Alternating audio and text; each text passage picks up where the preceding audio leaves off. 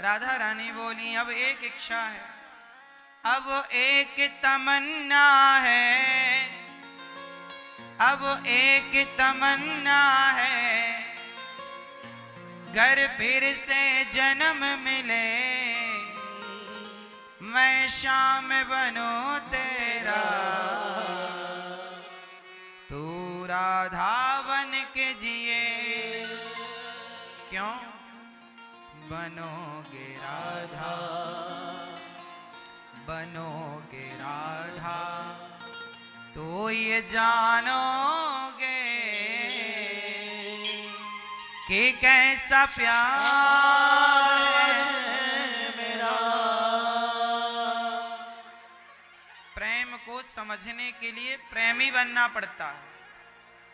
प्रेम को समझने के लिए क्या बनना पड़ता है?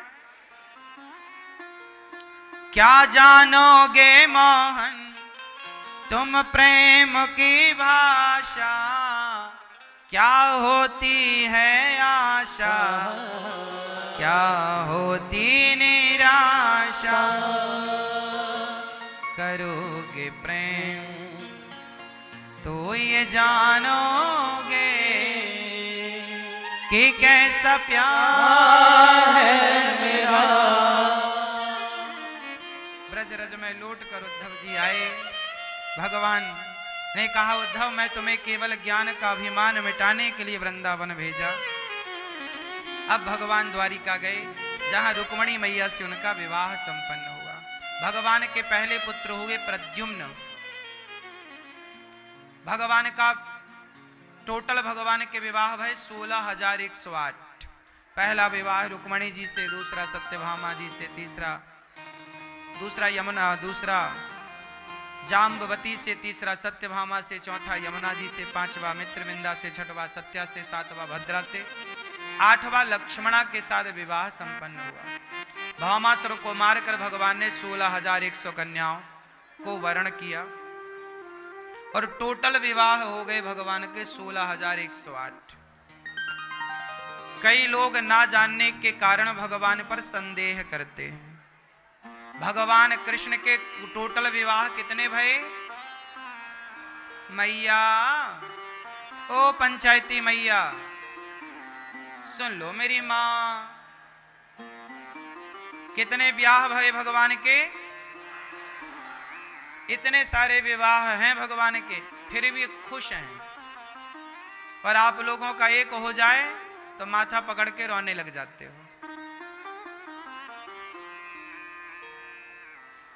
एक विवाह करके आदमी इतना परेशान है, भगवान 16,108 ब्याह करके भी प्रसन्नता की बांसुरी बजा रहे हैं। ये भगवान ही ना हो सकते हैं।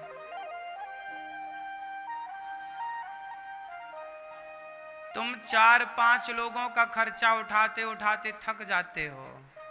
16,108 पत्नियों का खर्चा कोई इंसान थोड़ी उठा सकता था। अच्छा ये बताओ भगवान ने इतने सारे ब्याह क्यों किए? लोग टॉन्ट कसते हैं ना, अरे तुम्हारे भगवान इतने ब्याह किए। ये बताओ भगवान को कितने विवाह करने की क्या जरूरत आन पड़ी? बोलो मेरी मां, बोलो। इतने विवाह भगवान ने क्यों किए? बताओ। क्या भगवान कोई भोगी है? कौन है भगवान? कौन है? परम योगी यत्र योगेश्वरः कृष्णो यत्र पार्थो धनुर्धरः। कृष्ण कौन है? योगी। कृष्ण कौन है? ब्रह्मचारी। इतने विवाह करने के बाद भी भगवान कैसे हैं? ब्रह्मचारी। तो इतने विवाह किए ही क्यों? सवाल खड़ा हुआ। क्यों किए बताओ जरा। भगवान कृष्ण ने इतने सारे विवाह क्यों किए? आप बताओ भैया, बताओ। आपसे पूछ रहे हैं प्रभु। हैं? किसी को उठा के ले आए? उद्धार। तो उद्धार करने के लिए ब्याह करने की जरूरत है। उद्धार तो भगवान ने अहिल्या का भी कर दिया। उद्धार तो भगवान ने अहिल्या का भी कर दिया। उद्धार तो शबरी का भी कर दिया, तो उद्धार करने के लिए ब्याह करने की क्या जरूरत है? बताओ भगवान ने फिर इतने ब्याह क्यों किए? भगवान ने इतने सारे विवाह इसलिए किए क्योंकि इतने सारे लोगों ने कृष्ण को पति के रूप में माना। जैसे मीराबाई ने भगवान को किस भाव से भजा? बोलो, पति के भाव से। मीरा कृष्ण को क्या मानती हैं? पति। तो जिसने भगवान को पति के भाव से भजा, जिसने भगवान को शत्रु के भाव से भजा, तो शत्रु बन के उद्धार किए। रावण इत्यादि ने शत्रु भाव से। तो किसी ने भगवान को भाई के भाव से भजा, तो द्रौपदी के भाई बनकर लाज बचाई। किसी ने शिष्य के भाव से भजा, तो अर्जुन के गुरु बनकर गीता सुना दी। किसी ने सखा के भाव से भजा, तो ब्रजवासियों के सखा बन गए। किसी ने पुत्र के भाव से भजा, तो यशोदा मां बन गई। तो किसी ने पति के भाव से भजा, तो पति के भाव से भजने वालों की संख्या उस समय 16,108 थी। इसलिए भगवान ने 16,108। भगवान को जो जिस भाव से जाकी रही भावना, जैसी प्रभु मूरत देखी तिन तैसी, भगवान को जो जिस भाव से देखे। त्वमेव माता च पिता त्वमेव। कोई माता के रूप में देख रहा है, कोई पिता के रूप में देख रहा है, कोई गुरु के रूप में देख रहा है, कोई बंधु के रूप में देख रहा है, कोई सखा के रूप में देख रहा है, कोई त्वमेव सर्वम मम देव, आप मेरे सब कुछ हैं। सर्वम मतलब सब कुछ। अब ये बताओ कि भगवान तो सब कुछ हैं। अब इतनी सारी यहां महिलाएं बैठी हैं, पर इन महिलाओं में कोई ऐसी भी महिला होगी जो कृष्ण को अपने पुत्र रूप में भजती होगी, कृष्ण को अपने भाई के रूप में नाता रखे होगी, तो कोई कृष्ण को भगवान मान के बैठी होगी, तो कोई कृष्ण को पिता माने होगी, तो कोई ऐसी भी महिला होगी इनमें जो कृष्ण को अपने पति के भाव से भजती होगी। जरूरी थोड़ी है कि सबके बारे में हम जान सकें, पर भगवान तो सबके भाव को जानते हैं। तो 16,108 स्त्रियां ऐसी थीं जो प्रभु को पति भाव से भजती थी। तो उतने लोगों से ब्याह हुआ। अच्छा, राम के टाइम पर भी कुछ स्त्रियों ने प्रभु को पति रूप में चाहा, तो त्रेता की जो स्त्रियां थीं जो राम को पति रूप में चाहती थीं, तब तो राम विवाह नहीं कर सकते थे क्योंकि मर्यादा पुरुषोत्तम थे। एक पत्नी व्रत का व्रत लिया था।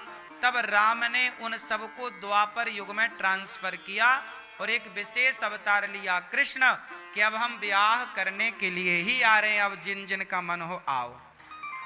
तो त्रेता की वेटिंग जो थी ना, उनकी सीट जाके द्वापर में कन्फर्म हुई। और अब जितनी कलयुग में स्त्रियां हैं, आप में से किसी का मन है कृष्ण हमारे पति बनेंगे, तो आपको फिर अगला द्वापर आएगा, क्योंकि 4 है ना। ये कलयुग के बाद क्या आएगा? बोलो, सतयुग आएगा। फिर आप आज यदि कृष्ण को पति रूप में चाहती हो, तो आपको कलयुग पूरा वेट करना पड़ेगा, फिर सतयुग इंतजार, फिर त्रेता इंतजार, फिर जब द्वापर आएगा तब फिर प्रभु कृष्ण बनेंगे और आपको शायद नंबर आ जाए तो आपको भी अपनी पत्नी के रूप में, गोपी के रूप में स्वीकार करेंगे। यही क्रम चलता है। तीनों युगों की जो वेटिंग होती है ना, वो जाके द्वापर में कंफर्म सीट हो जाती है। तो ये भगवान की पत्नियां, इतने लोगों ने प्रभु को पति के भाव से भजा। उनमें एक मीरा भी होगी अगले द्वापर में, क्योंकि मीरा कलयुग में थी ना। अब ये चली गई वहां वेटिंग रूम में बैठी होंगी बैकुंठ में, कि कब प्रभु द्वापर आए, कब ये जाए, फिर कब फिर ये प्रकट होंगी, फिर इनका पति का भाव जागेगा और ये पति बनाएंगी। फिर लोग सवाल करेंगे कि कृष्ण ने इतने सारे ब्याह क्यों किए, फिर अनिरुद्धाचार पैदा होगा, फिर बताएगा कि इसलिए किए। हाँ, यही चलता रहेगा। यही चलता रहेगा। हर युग में मीरा बदल जाती है, आप में से ही कोई मीरा बन जाती है। और फिर भगवान इतने सारे ब्याह करते हैं तो फिर सवाल करते हैं लोग, तो फिर हमें आना पड़ता है बताने किस लिए ब्याह किया इतने सारे। क्यों मैया, क्या बोलती तू? सही है। आप लोग भगवान को किस भाव से भजते हो? मैया, मैया आप किस भाव से भजती हो? पीली मैया। हाँ हैं बेटे, तो अगली बार तुम यशोदा बन जाना। और क्या, तुम मैया पीली मैया हैं क्या? भगवान मैया हरी किस भाव से भजती हो? भगवान तुम भक्त बनी रहना। ऐसी जो भगवान तो भक्त, अच्छा है भक्त, अच्छा है। ये लाल मैया तुम का भजती हो भगवान को, काय भाव से हैं? भगवान, भगवान से कोई संबंध जोड़ा कि नहीं? कोई रिश्ता जोड़ लो। क्या रिश्ता है आपका भगवान से? भगवान से ना ऐसे नहीं कि हम भगवान मानते हैं भगवान, अरे भगवान तो ऑलरेडी हैं, तुम्हारे मानने ना मानने से क्या है, वो तो ऑलरेडी भगवान। आओ मैया टाटा, बैठ जाओ अब। हाँ जाओ, जल्दी आना, टाटा।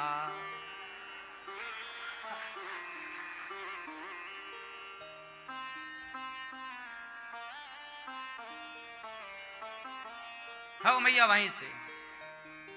तो ये बताओ आप काय भाव से भजते हो भगवान को?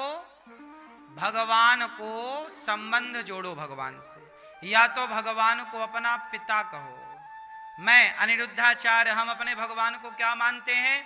हम माता लक्ष्मी जी को, श्री राधा रानी को, श्री सीता जी को हम अपनी माँ मानते हैं। ये हमारी माँ है और नारायण हमारे श्याम सुंदर हमारे पिता हैं। त्वमेव माता, सबसे बढ़िया रिश्ता है भगवान से। मात पिता तुम मेरे, शरण गहूं मैं।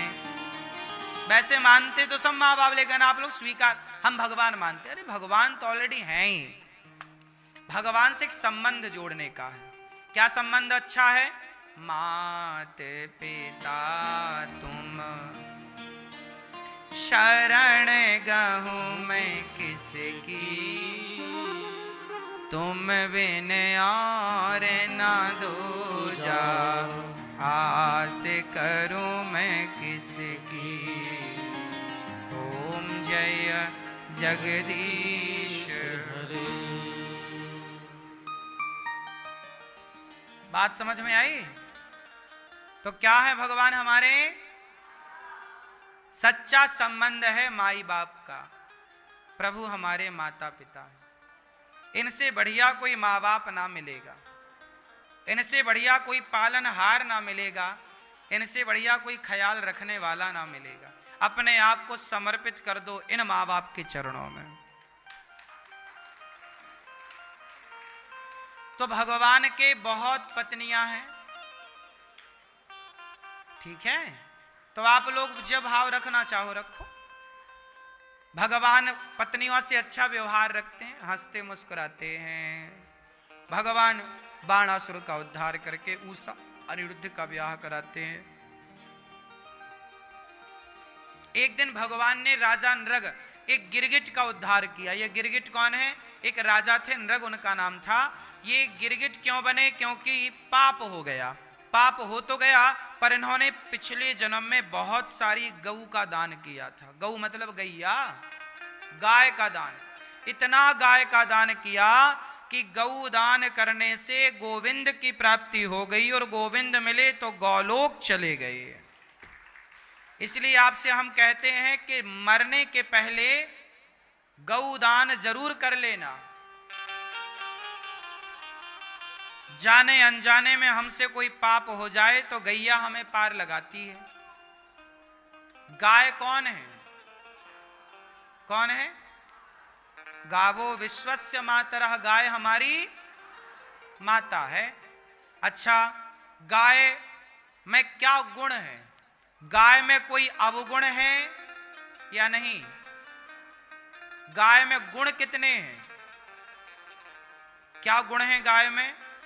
अच्छा, गाय को माता का दर्जा क्यों मिला, पहले तो ये बताओ। बकरी को माता क्यों नहीं? भैंस को माता क्यों नहीं? गाय को माता क्यों? बताओ, गाय को माता क्यों कहते हैं?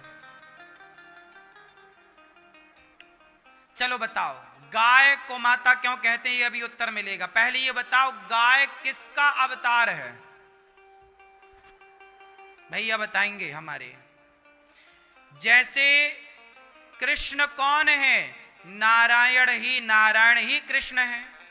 राम कौन है? नारायण ही राम है। हनुमान जी कौन है? शंकर जी ही हनुमान है। बात समझ में आ रही है? अवतार है ना, शंकर जी के अवतार हनुमान जी हैं। बोलो हाँ। तो मैं आपसे ये जानना चाहता हूं कि गाय किसका अवतार है? कौन है गाय? गाय पूर्व में पहले क्या थी? किसका अवतार है गाय? बताओ ये मैया, बताओ। गैया किसका अवतार है? जैसे हनुमान जी शंकर जी के अवतार हैं, जैसे राम साक्षात नारायण हैं, जैसे भीष्म पितामह अष्ट वसुओं में एक वसु के अवतार हैं, दियो नाम के वसु हैं, सब अवतारी हैं। जैसे अर्जुन इंद्र के अवतार हैं, कर्ण सूर्य के अवतार हैं। बोलो हाँ। ऐसे ही बताओ कि पृथ्वी, गाय किसका अवतार है? गाय किसका अवतार है? हाँ, गाय किसका अवतार है? बोले पृथ्वी माता ही गाय का रूप लेकर के जब पृथ्वी पर संकट आता है, पृथ्वी पर पाप बढ़ता है, तो पृथ्वी गाय का अवतार लेती है और गाय बनकर जाती है वैकुंठ, भगवान से स्तुति करती है कि प्रभु पाप इतना बढ़ गया है कि अब सहा नहीं जाता। तब भगवान पृथ्वी का अवतार, पृथ्वी का दुख दूर करने के लिए, भार उतारने के लिए अवतार लेते हैं। इसलिए क्या लिखा है? विप्रधेनु सुर संतहित लीन मनुज अवतार। तो गाय कौन है? पृथ्वी है। इसलिए गाय दान कर लेने से संपूर्ण पृथ्वी दान करने का फल प्राप्त होता है। आप में से कोई ऐसा नहीं है जो पूरी पृथ्वी दान कर सके। भाई आप 2-4 गज भूमि दान कर सकते हो। एक छोटा, आप बहुत बड़े आदमी हो तो 1-2 एकड़ का भूमि दान कर सकते हो। आदमी 10 एकड़, पहले के राजा महाराजा, चलो तुम और बड़े आदमी हो तो 1 लाख एकड़ जमीन भी दान कर सकते हो। लेकिन पूरी पृथ्वी दान तो कोई नहीं कर सकता। कर सकता है ही नहीं ना पृथ्वी किसी की। लेकिन गाय दान कर देने से संपूर्ण पृथ्वी दान करने का पुण्य प्राप्त हो जाता है। इसलिए बार बार कहा जाता है गौदान करो। क्या दान करो? क्या? गाय कौन है? पृथ्वी। और पृथ्वी कौन है? माता। इसलिए गाय को माता कहा जाता है। इसलिए गाय को क्या बोला जाता है? क्योंकि पृथ्वी गाय का अवतार लेती है, ना कि बकरी का, ना कि भैंस का। रूप बनाती है गाय का। इसलिए गाय की पूंछ में, गाय के गोबर में, गाय की आंख में, गाय के कान में, सब प्रकार के देवी देवताओं का। गाय के गोबर में किसका वास है? गाय के गोबर में किसका वास है? हैं? लक्ष्मी का। गाय के मूत्र में किसका वास है? गौमूत्र में किसका वास है? गंगा। गंगा गौमूत्र में बैठी हैं। लक्ष्मी गाय के गोबर में बैठी हैं। कहा जाता है कि आपके जीवन में कोई संकट है, कोई कर्जा है, कोई परेशानी है, तुम गाय की सेवा करो और गाय के कान में धीरे से जो तुम्हारा संकट है गाय के कान में कह दो। गाय की सेवा करते रहो, अपने आप गौ माता की कृपा से वो संकट चला जाएगा, आप सुखी हो जाएंगे। गाय कहते हैं जो गाय के कान से कहा जाता है वो गाय जाकर के प्रभु को सुना देती, प्रभु ये मैसेज है। डाकिया का काम करती है गाय, है ना। इसलिए पहले के लोग गाय के कान में, इसलिए आपने देखा, ध्यान से सुना होगा, जब गाय को आवाज लगाओ तो गाय कान आगे की ओर कर लेती है, उस ध्यान से सुनने लग जाती है। बोलो हाँ। अब गाय को पुकारो, दोनों कान तुरंत आगे ऐसे कर लेगी, मानो वो सुन रही है, क्या कह रहे हो, क्या पहुंचाना है बताओ। लेकिन इसके लिए पहले गाय की सेवा करो। अभी भूसे का सीजन आने वाला है। भूसा का सीजन जानते हो, गेहूं कटती है तो काहे का सीजन आता है, किसान लोग ना भूसा को जला देते हैं, मतलब हार्वेस्टर काटता है वो पूरा पराली डंठल जो होता है गेहूं का जला देते हैं। ना जलाया करो साहब, गाय का जो भूसा, ये जो गेहूं का जो डंठल होता है डंडा, ये ना गाय का भोजन है, इसे भूसा कहते हैं, भूस कहते हैं। जलाया ना करो, किसानों से मेरी विनती है, अपना भूसा बनवाकर किसी गौशाला में आप पैसे लेकर, हम ये नहीं कहते फ्री में दो, आप किसान हो आप पैसे ले लो, थोड़ा उचित ले लो, तो तुमको पैसा भी मिल जाएगा किसान भाई को और गाय का आहार भी आ जाएगा। जला दोगे तो ना तुम्हें कुछ मिलना है ना गाय को, इसलिए गाय का भोजन ना जलाओ। इतनी गेहूं होती है हमारे देश में, लेकिन जला देने के कारण जब से हार्वेस्टर आया है तो भूसे की बड़ी दिक्कत हो गई है। अब गाय रख तो लो, पर बाजार में भूसा ना 20 रुपया 22 रुपया किलो मिलता है।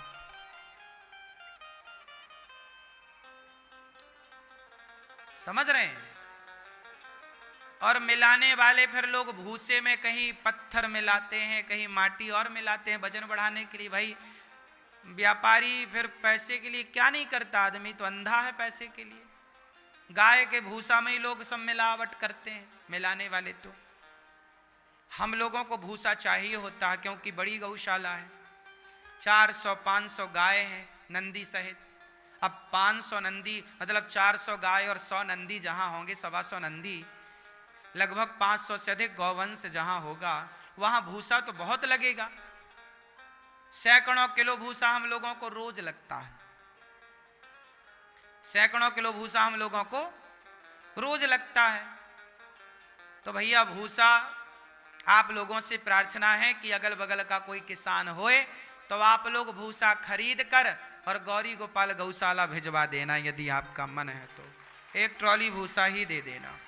या फिर भूसे के लिए आप सहयोग करो तो अब सीजन आने वाला, किसानों को अभी से बुकिंग करना पड़ता है कि भाई साहब भूसा बचा के रखना हमारी ओर, क्योंकि ना आजकल ना सब चीजों का वो होता है, क्या बोलते हैं, सारा चीज है ना बाजार में लोग खरीद के अपने अंडर में कर लेते हैं, फिर बढ़ा के रेट देते हैं, क्या बोलते हैं, हर चीज की काला बाजारी, काला बाजारी। सारे किसानों से लोग भूसा खरीद लेते हैं, कोई एक व्यापारी हो, बड़ा व्यापारी, बड़े आदमी को क्या कमी है, वो खरीद के अपनी गोदाम में भर लिया, फिर वो फुटकर में बेचता है महंगा करके। किसानों से 5 रुपया का खरीदेगा, बाजार में 15 रुपया का बेचेगा, मुनाफाखोरी। तो आदमी फिर वो चीज महंगी हो जाती है, डायरेक्ट किसान से खरीदना अच्छा होता। तो हमारी प्रार्थना है आपकी नजर में कोई किसान हो, और अच्छा अब सरकार ने प्रतिबंध और लगा दिया है कि इस राज्य का भूसा उस राज्य में नहीं जाएगा। मध्य प्रदेश का भूसा यूपी में नहीं आ सकता, यूपी का भूसा मध्य प्रदेश नहीं जा सकता, राजस्थान का भूसा यहाँ नहीं आ सकता, यहाँ का भूसा वहाँ नहीं। ये प्रतिबंध है, ये इसलिए है क्योंकि ट्रकों में भर के, ट्रैक्टरों में भर के नहीं भूसा चलाते, सड़कों में पूरा भर भर के, तो एक्सीडेंट होने की संभावना है, उससे ना बढ़े। सरकार का अपना ठीक है। हम तो आपसे ये कहते हैं कि किसान, जहां का किसान है, आपके आसपास कोई गौशाला है तो अपने आसपास की गौशालाओं में आप भूसे का दान करिए। कुछ करना हो ना करना हो, भूसा दीजिए, गाय भूखी ना रहे। बस किसी भी गौरी गोपाल गौशाला नहीं, आसपास कोई आपके गौशाला है तो आप वहां भी, ठीक है, आपके आसपास भी कोई गौशाला है तो वहां भी आप दे सकते हैं। पर गौशालाओं की सेवा करिए, क्योंकि भूसे की जरूरत तो है। बोलो हाँ कि ना। तो आप भी भूसे का दान करना चाहें, 1 ट्रॉली 2 ट्रॉली भूसा देना चाहें तो इस बार दे सकते हैं। बोलिए गौ माता की। अच्छा, गौदान भी आप किया करो। गौरी गोपाल गौशाला में आकर के गायों को चारा, भूसा और गौदान। राजा नृग ने गौदान किया, भगवान मिल गए। भगवान ने पौंड्रक पर कृपा की। पौंड्रक काशीराज द्विविद पर भगवान ने कृपा की। फिर भगवान ने जरासंध का उद्धार किया। जरासंध 20,800 राजाओं को भगवान ने बंधन से मुक्त कराया। जरासंध को भीम भैया ने मारा, 20 से फाड़कर दायां भाग इस तरफ, बायां भाग फेंक दिया। शाल्व और दंत वक्र को भी भगवान ने मारा। अच्छा, भगवान के एक मित्र हैं सुदामा। मैया सुनो, भगवान श्री कृष्ण के मित्र का नाम क्या है? क्या नाम है? सुदामा का मतलब बताओ क्या होता है? सुदामा का मतलब क्या हुआ भैया? क्या मतलब सुदामा का? सु मतलब सुंदर, सु मतलब दाम, मतलब पैसा, पैसा। जिसके पास सुंदर धन है। कौन सा धन? अच्छा बताओ, सुंदर धन किसे कहते हैं? श्याम सुंदर को ही सुंदर धन कहते हैं। पायो जी मैंने राम रतन धन, भगवान ही सबसे बड़े धन है। भगवान का नाम ही सबसे बड़ा। हमारो धन, हमारो धन राधा श्री, राधा श्री।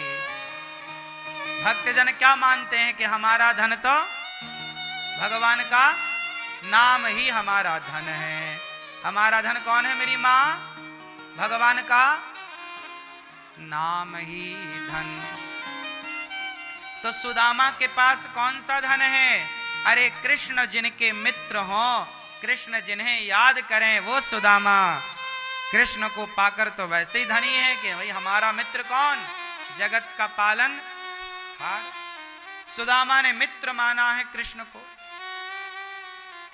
तो सुदामा बहुत बड़े आदमी हैं। सुदामा गरीब हैं कि बड़े आदमी हैं? बोलो, बड़े हैं। लोग कहते हैं गरीब हैं। हाँ, सुदामा के पास खाने के लिए भरपेट रोटी नहीं थी, पैसे का बड़ा अभाव था। मैया जा रही हो मेरी माँ? गुस्सा हो गई क्या? हाँ, जल्दी आना, टाटा। सुदामा जी बड़े आर्थिक तंगी से गुजर रहे। आर्थिक कष्ट तो है, पर आध्यात्मिक अमीरी है। आर्थिक गरीबी है, पर आध्यात्मिक अमीरी है। सुदामा जी आध्यात्मिक रूप से तो अमीर हैं, क्योंकि प्रभु से प्रेम है, प्रभु का धन है। पर व्यवहारिक आर्थिक रूप से वो क्या है? गरीब है। फटे पुराने कपड़े पहनते हैं सुदामा। कुचैलम मलिनम क्षामम, फटे पुराने कपड़े पहनते। सुदामा जी कैसे कपड़े पहनते हैं? बोलो, पुराने, फटे, सिल सिल करके। सुदामा जी कैसे कपड़े पहनते हैं? फटे से फटा, बिल्कुल सड़ गया, जरा खींच दो तो फट जाता, ऐसे खींचो फट जाता, इतना सड़ा हुआ। पर सुदामा बहुत बड़े भक्त हैं। पत्नी उनकी बहुत अच्छी है, सुशीला उनका नाम है। 4 घर से भिक्षा मांग कर लाते हैं, जो मिल जाए प्रेम से खाते हैं। अच्छा, भिक्षा मांगना सही है कि गलत है? बोलो। जिसके पास ना हो खाने को, उसकी मजबूरी बन जाती है भिक्षा। उसकी मजबूरी क्या है? क्या है बताओ? भिक्षा।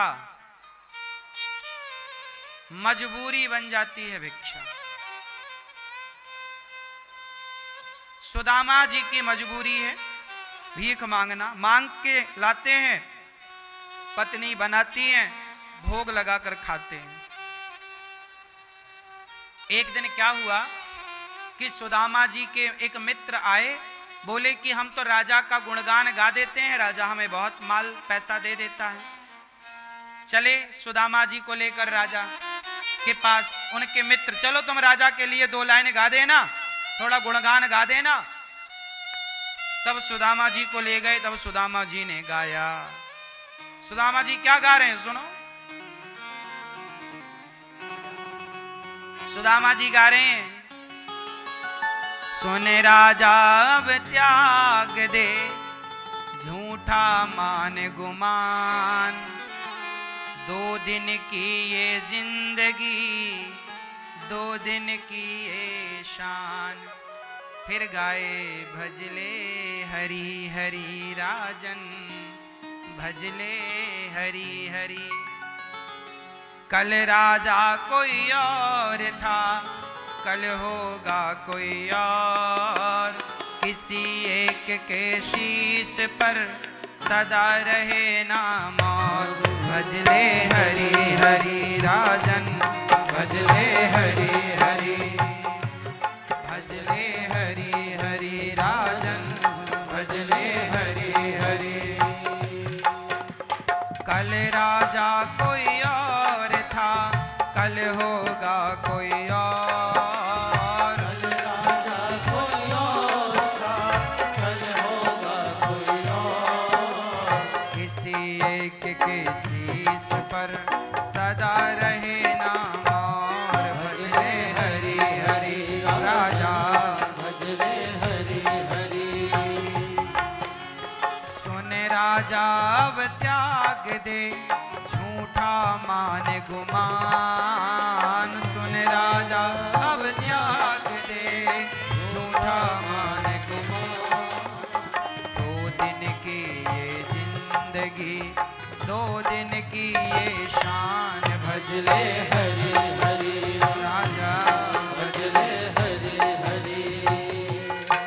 जब सुदामा जी ने कहा, रे राजन, कल राजा कोई और। अब देखो, राजा के पास गए थे तारीफ करने, गुणगान, पर सुदामा जो भगवान का भक्त हो, जो भगवान का गुणगान करने वाला हो, जो जगत के पालनहार का गुणगान करता हो, वो भला किसी व्यक्ति का क्या गुणगान करेगा। तो कह दिया राजा, सुन राजा अब त्याग दे, झूठा मान गुमान। ये तेरा झूठा मान गुमान, और 2 दिन की ये जिंदगी, 2 दिन की ये शान। ये तेरी बस थोड़े दिनों की शान है। कल राजा कोई और था, सुन, कल होगा कोई और। कल राजा कोई और था, कल कोई और होगा, किसी एक के शीश पर सदा रहे नाम और।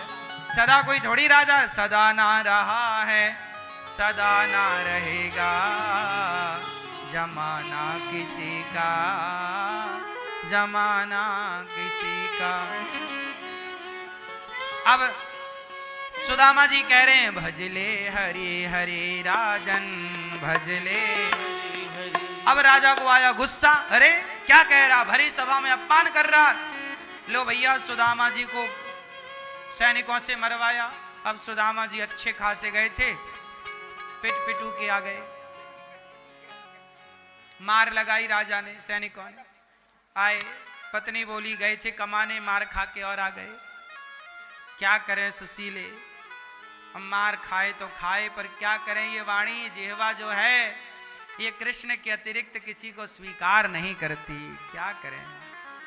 अब जब सुदामा जी के घाव हो गए, मार पड़ी तो दर्द हुआ, तब सुदामा जी जब लेटे तो द्वारिकाधीश स्वयं भगवान मलहम लेकर के सुदामा जी को लगाने आए। मित्र मेरा दुखी है, मेरे लिए पिटा है ना, मार किसके लिए खाई, गुणगान कृष्ण का किया ना, तो मार कृष्ण के लिए खाई। तो कृष्ण आए, मेरे लिए मार खाई, मैं ही मलहम लगाऊंगा।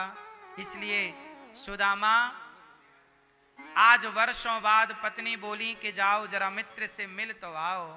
4 मुट्ठी चावल लेकर, चिवड़ा लेकर सुदामा जी जब चले, पत्नी के कहने पर चले सुदामा जी। अच्छा, सुदामा की कथा क्यों सुनाई जाती है?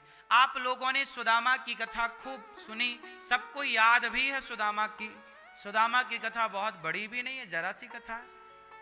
बस हमें ये बताओ आप लोग कि सुदामा की कथा हमें क्या प्रेरणा देती है, क्या मैसेज देती है, क्या सीख देती है? भैया बताओ, ये भैया बताएंगे, पीछे वाले सोफे में बैठे हैं। हाँ चलो पीले भैया तुम बताओ, बैठे बैठे, खड़े हो के ना बताना, बताओ सुदामा की कथा क्या सीख देती? पीले भैया, हाँ बैठे बैठे बैठे, हाँ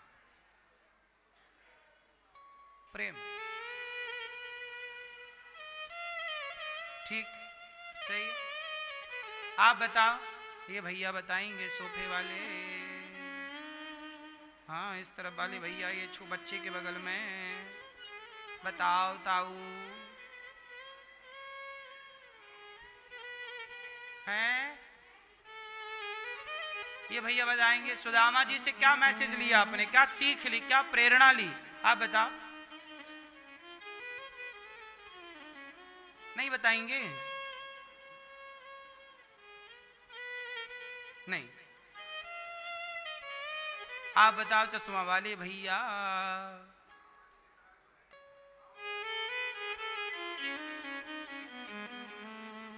ठीक है, सब सही है, अच्छा कह रहे हैं, आप बताओ भैया, चश्मा वाले भैया, सफेद शर्ट वाले, बैठे बैठे,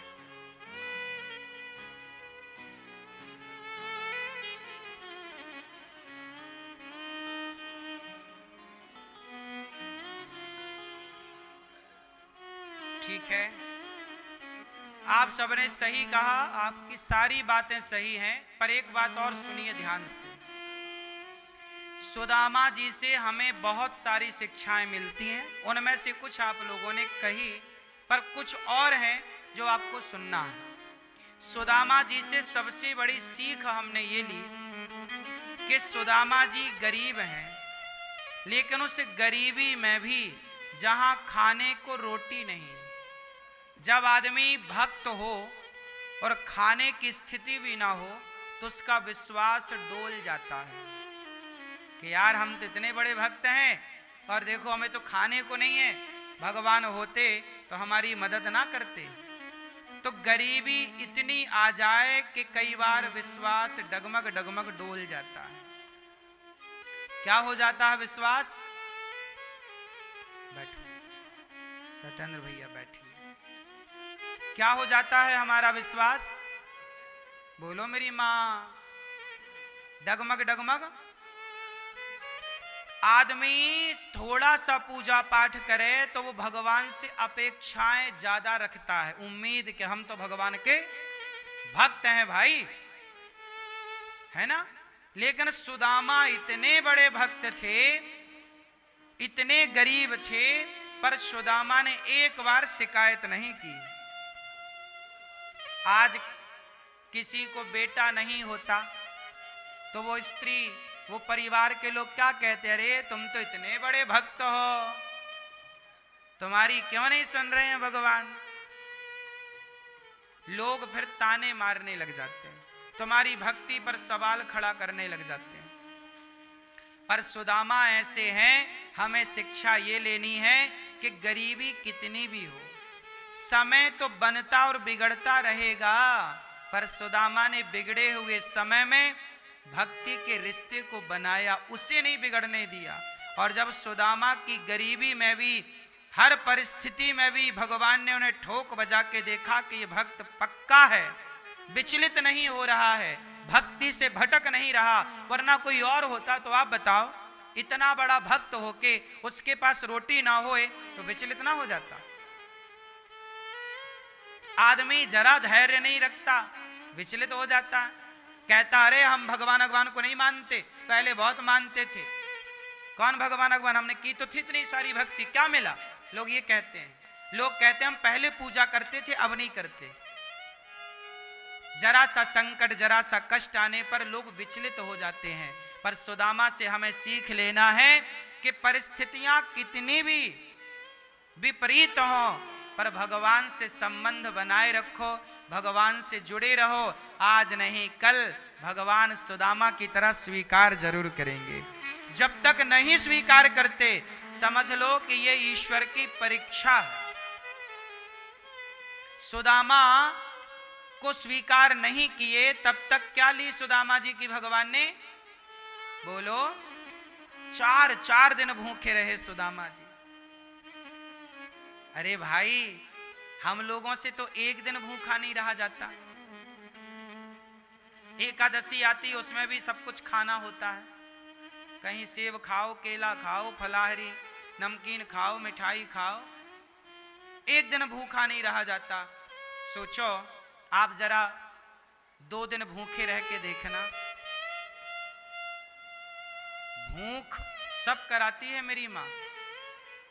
राजा के पास गए सुदामा, चाहते तो राजा का गुणगान करते, वो बहुत पैसा दे सकता था, पर सुदामा जी ने कहा नहीं, मैं भूखा ही तो रहूंगा, लेकिन नहीं, प्रशंसा के योग्य, स्तुति के योग्य केवल भगवान है। मैं राजा का गुणगान नहीं गा सकता, जो भगवान का गुणगान गाने वाले हैं। हाँ, आप अच्छे हैं तो आपकी प्रशंसा होनी चाहिए, लेकिन राजा बैठा शराब पी रहा है और सुदामा से कह रहा कि हमारा गुणगान गाओ। नहीं साहब, तुम गुणगान के योग्य नहीं हो। तुम गुणगान के योग्य होते तो ये कहा जाता कि भाई ये राजा बढ़िया है, धार्मिक है, भक्त है। भाई प्रशंसा ये भी तो की जाती है ना कि आप बहुत अच्छे हैं, अपने क्षेत्र में बहुत बढ़िया कार्य कर रहे हैं। लेकिन आप शराब का प्याला लिए हैं, महिलाएं तुम्हारे आगे पीछे नाच रही हैं, और तुम सुदामा जैसे भक्त से उम्मीद कर रहे हो कि तुम हमारी प्रशंसा करो। नहीं, सुदामा जी को मारा उसने तो पिट गए, पर कहा नहीं सुदामा जी, कृष्ण के सिवा कौन है संसार में स्तुति के योग्य। न उमेड्यते बपुसे तड़िदंबराय। हे ईड्य, आप, ब्रह्मा जी कह रहे हैं ये बात ब्रह्म स्तुति में। जब भागवत जी में ब्रह्मा जी आते हैं और भगवान की स्तुति करते हैं तो वो कहते हैं कि हे ब्रह्मा, हे श्याम सुंदर, हे ईड्य, आप ही स्तुति करने के योग्य हैं। आपके सिवा इस धरती पे कोई भी स्तुति करने के योग्य नहीं है। इसलिए स्तुति केवल भगवान की होती है। स्तुति किसकी होती है? हाँ, सबकी स्तुति नहीं हो सकती, भगवान की जगह कोई ले नहीं सकता। तो सुदामा जी इतने गरीबी में भी उन्होंने अपने धैर्य को नहीं खोया। तब वो द्वारिका गए, और जब सुदामा जी 4 मुट्ठी चिवड़ा लेकर द्वारिका गए, चल पड़े। रास्ता पता नहीं था पर चल पड़े। चलते चलते थक गए तो पेड़ की छांव में बैठ गए। सुदामा जी से पहली प्रेरणा ली कि हर परिस्थिति में प्रभु को नहीं छोड़ना, पहला। दूसरी प्रेरणा सुदामा जी से हमने ली कि सुदामा जी इतनी गरीबी होने के बाद भी भगवान को पाने चले, रास्ता पता नहीं था पर चल पड़े। ये दूसरी प्रेरणा है कि आपको भगवान के रास्ते का पता नहीं, फिर भी आप चल पड़े तो भगवान स्वयं रास्ता बताने आ जाते हैं। सुदामा से हमें ये सीखना है कि सुदामा को भी द्वारिका का रास्ता पता नहीं था, चले तो भगवान ही एक गाड़ी वाले बनकर आए और कहा मैं द्वारिका जा रहा हूँ, बाबा चलोगे? हाँ भैया, मैं भी द्वारिका जा रहा हूँ। जब तुम्हें कोई मार्ग दिखाने वाला मिल जाए तो समझ लेना कि उस मार्गदर्शक के रूप में भगवान ही आपको मिल गए हैं। सुदामा जी बड़े प्रेम पूर्वक द्वारिका पहुंचे। लोगों ने पूछा बाबा कौन हो? भैया शरीर का नाम सुदामा है। क्यों आए हो? अपने मित्र से मिलने। लोगों ने कहा तुम्हारे मित्र कौन? बोले द्वारिकाधीश कृष्ण जो हैं हमारे मित्र हैं। लोगों ने बड़ा मजाक उड़ाया, वाह कृष्ण तुम्हारे मित्र कब से हो गए? तुम तो भिखारी हो। कृष्ण का कोई मित्र भिखारी कैसे हो सकता है? वो तो राजा, राजा का मित्र राजा होता है, भिखारी का मित्र भिखारी। पर ये सुदामा तुम कह रहे हो कृष्ण हमारा मित्र, कैसे संभव? लोग मजाक उड़ाने लग गए। बोले भीख मांगने का नया तरीका ढूंढा है सुदामा ने। लोग मजाक उड़ाने लग गए। सुदामा जी को लगा बात तो सही है, कहां हम, कहां कृष्ण, कहां राजा भोज, कहां गंगू तेली, क्या बराबरी है हमारी। लेकिन धन्य है मेरे द्वारिकाधीश, सुदामा जी की कथा ये बताती है कि भगवान कृष्ण के लिए कोई छोटा बड़ा नहीं। यदि भक्त सच्चा है तो द्वारिकाधीश सिंहासन छोड़कर अपने भक्त के लिए दौड़ते हैं। और जो बोलते हैं कि तुम मित्र, तुम्हारे क्या मित्र होंगे द्वारिकाधीश, उनके मुंह पे ताला लग जाता है। सबको स्वीकार करने की आदत भगवान की। क्या अमीर, क्या गरीब, क्या पढ़ा लिखा, क्या अनपढ़, क्या छोटा, क्या बड़ा, क्या इंसान और क्या जानवर। गजेंद्र हाथी को भगवान मिल गए, सुदामा और शबरी जैसे गरीबों को भगवान मिल गए। 56 भोग खाने वाले केलों के छिलके खा रहे हैं, 56 भोग खाने वाले सूखे चावल चबा रहे हैं, तंडुल खा रहे हैं। ये भगवान स्वीकार करते हैं। भगवान ये नहीं देखते कि आपने मेरे लिए खाने में व्यवस्था में क्या रखा। भगवान वस्तु को ग्रहण नहीं करते कि आपने 56 भोग रखा, नहीं। भगवान को 56 भोग से मतलब नहीं है, भगवान को आपके भाव से मतलब है। कितने प्रकार के पदार्थ रखे नहीं, कितने भाव से रखे। कितने प्रकार के आइटम है नहीं, कितना भाव है। भाव का भूखा हूं मैं, भाव ही एक सार है। भाव से भजले मुझे तो भव से बेड़ा पार है। सुदामा जब द्वार पर पहुंचे, एक व्यक्ति ने जाकर संदेशा दिया, शीश पगा न झगा तन में, आही जाने को आही बसे के ही ग्रामा। धोती फटी सिलटी दुपटी, अरुपाय उपासन की नहीं सामा। द्वार खड़ो दोज दुर्बल एक, रहो चकी सो बसुधा विरामा। पूछत दीन दयाल को राम, बतावत आपनो नाम सुदामा। पूछत दीन दयाल को धाम, बतावत आपनो नाम सुदामा। शीश पगाना जगा तन में, आही जाने को आही बसे गे ग्रामा।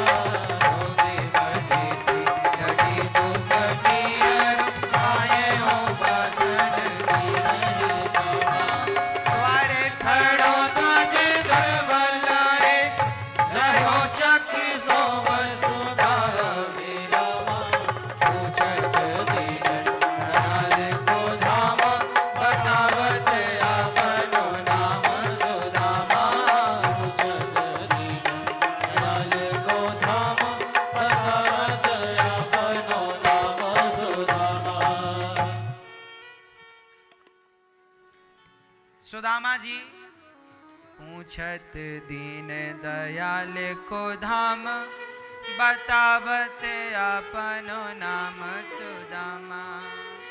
सुदामा सुदामा पुकार रहे हैं। कौन? जैसे ही सुना सुदामा आए हैं, सुदामा, द्वारिकाधीश आसन से खड़े हो गए। कौन आया? मित्र सुदामा। सुदामा सुदामा ऐसे दौड़े जैसे कोई पागल दौड़ रहा है। यदि भक्त पागल होते हैं ना भगवान के लिए, तो भगवान भी पागल हो जाते हैं भक्तों के लिए। भक्त पागल है किसके लिए? हाँ, तो भगवान भी पागल हो जाते हैं। मेरा भक्त आया है, मेरा दौड़ पड़े पागलों की तरह। सुदामा आया है, रुक्मणी अम्बा घबराई, आज तक ब्रह्मा आए तो ऐसे ना दौड़े, इंद्र आए ऐसे ना दौड़े। कौन है ये सुदामा? जितने सभा में बैठे सब पीछे पीछे भागे। भगवान का दुपट्टा गिर गया। सुदामा लाठी लेके बाहर खड़े, अभी तक तो आए नहीं, शायद पहचानने से मना कर दिए होंगे। जाने लगे सुदामा कि पता नहीं पहचानते हैं कि नहीं, बचपन की दोस्ती है। अब तो बड़े आदमी हो गए। जैसे ही मुड़कर सुदामा जाने लगे, कानों में आवाज आई, सुदामा। पलट कर देखा, वही घुंघराले से बाल, कन्हैया के माथे पर पगड़ी लगी और बड़े सुंदर मोर का पंख सजा, गले में सुंदर माला, बाजूबंद, भगवान के कमर में सुंदर करधन है और सुंदर सा स्वरूप प्रभु का। मुस्कुराते हुए जब गोविंद आए, सुदामा, मित्र सुदामा आकर जब खड़े भये, सुदामा ने टुकुर टुकुर देखा, मेरा मित्र द्वारिकाधीश ने मुझे पहचान लिया। हृदय से लग गए भगवान सुदामा के। सुदामा का डंडा हाथ से छूट गया और कृष्ण के पीतांबर हाथ से शरीर से निकल गया। मानो पीतांबर जमीन पर गया, पृथ्वी भगवान के दौड़ने से डगमग डोलने लगी। मानो पृथ्वी को दुपट्टा समझा रहा कि डगमग ना डोल, ये मित्र का मिलन है, भक्त का मिलन। और सुदामा जी वो डंडा छोड़ देते हैं, वो लकड़ी का डंडा इसलिए सुदामा ने छोड़ दिया कि दुनिया वालों देख लो, जब तक तुम डंडे की तरह, जैसे डंडा खड़ा खड़ा गिर जाता है, डंडा कभी अपने से नहीं चलता, वो मालिक के हाथ में होता है, अधीन होता है ना डंडा। जहां आप ले जाओगे वहां जाएगा, डंडा कोई अपने से थोड़ी चलता है। सुदामा ये कहना चाहते हैं, दुनिया को मैसेज दे रहे हैं कि जैसे डंडा मालिक के अधीन है, ऐसे भक्त को भी भगवान के अधीन होना चाहिए। जब अधीन होगा तो देखो, कृष्ण ने गले से लगा लिया सुदामा को। सुदामा अधीन है। सुदामा क्या है? भगवान के समर्पण है। सुदामा को भगवान ने कहा, मित्र चलो। सुदामा ने कहा कि बस दर्शन करने आए थे, आज्ञा दो, अब जाएंगे। मित्र, मैं आपको कुछ देना चाहता हूं। सुदामा ने कहा, कन्हैया, आपने सारे संसार के आगे मुझे गले से लगाकर जो सम्मान दिया है, भला इससे बड़ी कोई दौलत हो सकती है? आसन पर ले गए। रुक्मणी मां से कहा, जरा जल। तब कहा, देख सुदामा की दीन दशा, करुणा करके करुणा निधि रोए। पानी परात को हाथ छुओ नहीं, नैनन के जल से पग धोए, नैनन के जल से पग धोए। नेत्रों के जल से प्रभु सुदामा को अपने आसन पर बिठाकर पांव धो रहे हैं।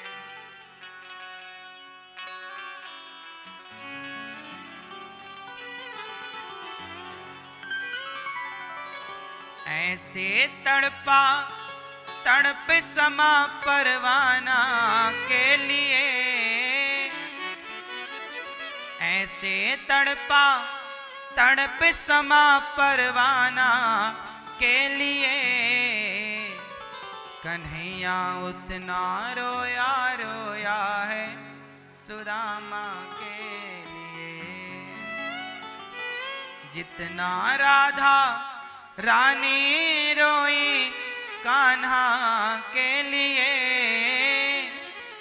जितना राधा रानी रोई कान्हा के लिए, कन्हैया उतना रोया रोया है सुदामा के लिए। यार की हालत देखी, उसकी हालत पे रोया। यार के आगे अपनी शान शौकत पे रोया। ऐसे तड़पा तड़प समा परवाना के लिए, ऐसे तड़पा तड़प समा परवाना के लिए। कन्हैया उतना रोया रोया है सुदामा के लिए। यार को लगा कलेजे, बात भर भर पे रोया। हर बात पे जब सुदामा और कृष्ण की कोई बात बचपन की चलती है तो हर बात पे भगवान रोने लग जाते हैं। यार को लगा कलेजे, बात भर भर पे रोया। और अपने बचपन को याद कर कर के रोया। ये ऋण था, ये ऋण था अनमोल की शाम दीवाना के लिए। ये ऋण था अनमोल की शाम दीवाना के लिए। कन्हैया उतना रोया रोया है सुदामा के लिए। और पाँव के छाले देखे, नंगे पाँव सुदामा आए। पाँव में कांटे हैं, कंकड़ चुभे, छाले पड़े, फफोले हैं, बह रहे हैं। मित्र भगवान के लिए पैदल चलकर जाना। पाँव के छाले देखे तो दुख के मारे रोया।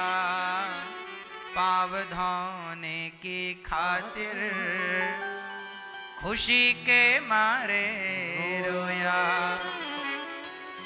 आंसू थे भर पाई बस हर जाना के लिए। आंसू थे भर पाई बस हर जाना के लिए। कन्हैया उतना रोया रोया है सुदामा के लिए। उसके आने पे रोया, उसके जाने पे रोया। हो के गद गद चावल के दाने दाने पे रोया। वनवारी वो रोए उठाया राना के लिए।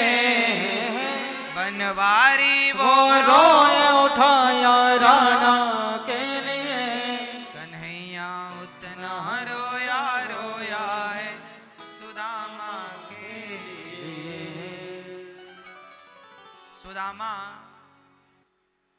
पैदल चलकर आज भला कौन जा सकता है? सुदामा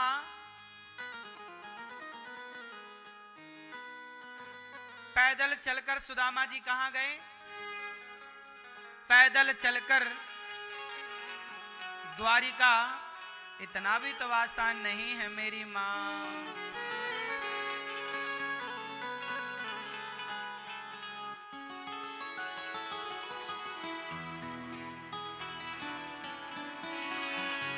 पैदल चलकर द्वारिका जाना सबके बस की बात नहीं है। भक्त सुदामा जी को देखो, प्रेमा भक्ति भारी है। प्रेमा भक्ति भारी है। पैदल चलकर द्वारिका जाना, पैदल चलकर द्वारिका जाना सबके बस की बात नहीं है। पैदल चलकर द्वारिका जाना सबके बस की बात नहीं। जय श्री राधे राधे भक्तों, जय श्रीमन नारायण। गुरु जी महाराज ने इस कथा के माध्यम से जीवन जीने के लिए बहुत अच्छी अच्छी बातें बताई हैं। इन बातों को आप अच्छे से सुनें और अपने जीवन में उतारें, जीवन को अच्छे से सुख समृद्धि पूर्वक बनाएं। जय श्री राधे राधे, जय श्रीमन नारायण। राधे राधे, श्री राधे।